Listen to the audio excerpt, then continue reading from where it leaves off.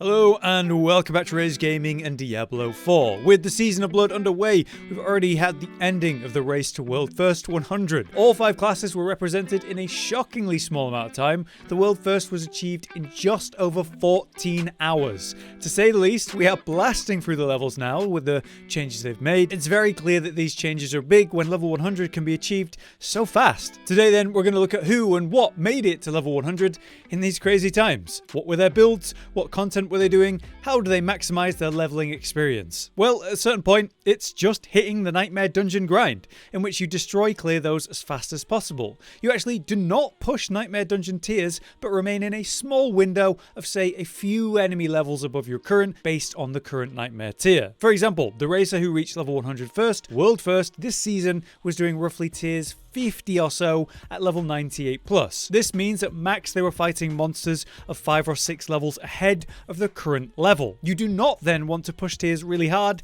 when trying to maximize your XP gains. We're not pushing 20 or 30 tiers above our level. If you're doing that, you're more focused on glyph XP than actual leveling XP. This means the builds that are best for doing this type of content aren't actually even the highest rated builds for each class overall. This is specifically about speed clearing content near your own level, so relatively easy content that you want to clear as fast as you can. Compared to that, the best builds for a class consider everything, right? From how it would perform with, say, the new boss farming content, or pushing higher tiers with Nightmare Dungeons, and then also how fast is it clear and how survivable is it. Meanwhile, a best leveling build is specifically all about mob clear without any real challenge from the enemies you're facing. On that note, the builds and classes to reach level 100 fastest, these were my predictions for Season 2. I thought it was going to be close between 3 classes. The Necromancer, specifically using a Blood Surge build. The Sorcerer, I was thinking Firewall as a smooth option.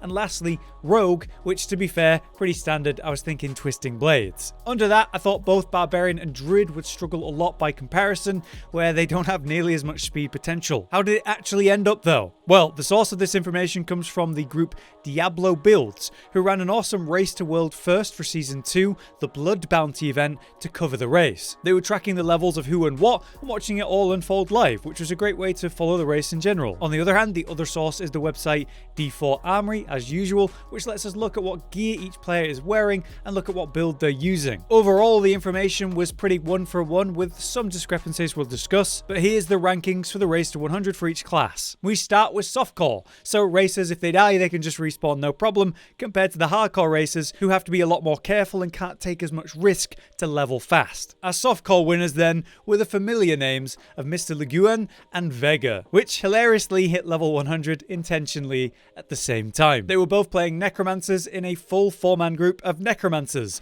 and achieved this in just over 14 hours, which is insane. I said familiar because it was Leguan who reached World First level 100 in Season 1, so now he is the 2-times champion. What build was he using? Against all expectations, they ran Bone Spear, despite the fact that Bone Spear as a build was ultra nerfed, but we knew it was still going to be good. A lot of people rate it and say like an A tier, much more competitive with the other builds, rather than being so dominant and clearly the best. For specifically leveling though, I am surprised they went this way. This is a bit lame to me because I really thought we'd see some variety finally for Necromancer leveling. I thought that Blood Surge would be the best option, especially when you don't have like gear and ideal aspects, since it just works really well immediately, where Bone Spear demands a lot of crit. So I went back to check what they were doing from level 1 to say 40, and actually they were blood surging. All the way to level 45 they were running Blood Surge, but it was when they hit level 45 they swapped to Bone Spear, then cleared the capstone, entered Nightmare mode, going all in on Bone Spear at that point. On the bright side, we saw a lot of variation in the Nightmare Dungeons they were actually doing.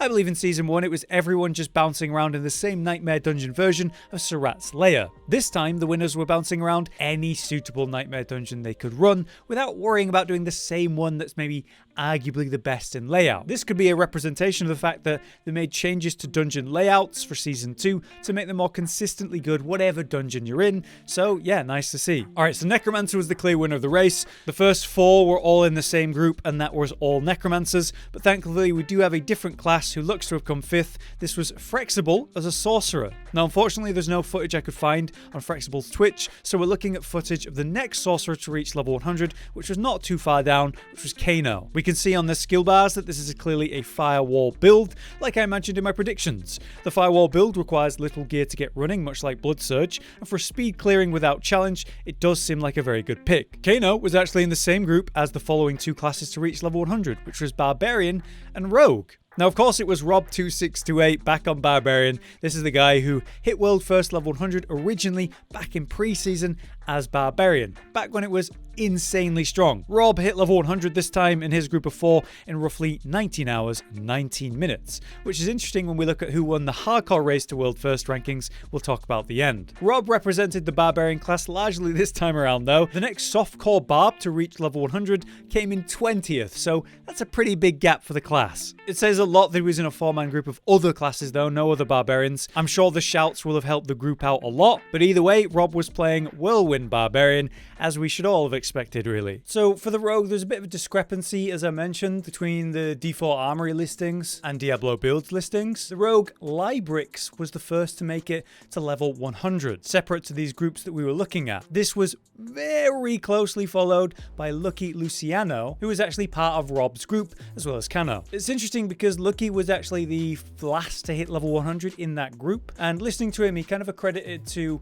missing about 4 Nightmare Dungeon runs while he was working out his build that he couldn't ignore because his aspects that dropped, I guess, just didn't work out. Lucky and Librix were both running Twisting Blades builds though, as we would expect, Lucky using an imbuement with Poison imbuement with Twisting Blades, whereas Librix appears to be from D4 Armory using Death Trap. Ultimately, the build is somewhat similar to what we saw in Season 1 without Barber, and whether you're using Death Trap or not, it is Twisting Blades ultimately. After that, and lastly for the classes, we have Druid, which is a bit of a weird one. D4 Armory claims that it was the Druid player NCXM who won, while Diablo builds think it was the Jeweler who made it to barely top 10. D4 Armory tracks way more players than just streamers though, so I'm inclined to think they were right with it being NCXM. Sadly, NC did not have any footage to look at after level 50 plus, where they were running what looked to be a shred build. If we look at their D4 Armory at level 100 now, we can see that they are indeed running a shred build. That makes sense for fast clearing, easier content, but completely different to that and unexpected, Dejula was hilariously running the meme build that's seemingly more legit this season, the boulder build. There's a new unique this season called the Dolmen Stone as an amulet, which causes the boulders to rotate around you, like that Twisting Blades aspect. It looks hilarious, but seems to be a lot more legit with that amulet involved, and that is indeed what was used to get one of the first Druids to 100, so maybe consider it. So yeah, Necromancer, Sorcerer, Barbarian, Rogue, and then Druid seems to be the listings and final standings for the initial level 100s, with Necromancer, Sorcerer, and Rogue making up by far the most of the level 100s in the top 25 to hit. On the other hand, in terms of the hardcore race to 100, the winner of that was Oogie Boogie on Necromancer in 19 hours and about 20 minutes. This was just after Rob in softcore, who hit level 100 just before Oogie it would look like. In fact, it was Oogie and Zixor who reached level 100 together for the World First Hardcore back in Season 1, so another 2 times winner of a category. Oogie was actually playing Blood Surge to level 100 though, unlike the softcore Necromancer group using Bone Spear. You'd think that's because blood builds are much more survivable and therefore, you know, less likely to die, and in hardcore that's got to be a big impact on, you know, what kind of build you're going to play and how you're going to play. But that is indeed our overview finished. The classes, who played them, what the groups were, and the incredible times that various World First players managed. Overall, I hope this video has been interesting, maybe even helpful if you have your own plans to reach level 100, and now you know how it was done for others. Otherwise, I've been Hollow, you've been you, thank you for watching, see you next time.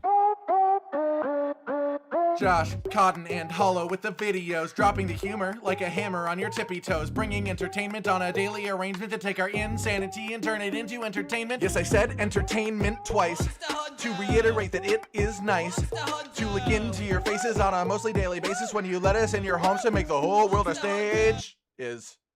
Goodbye.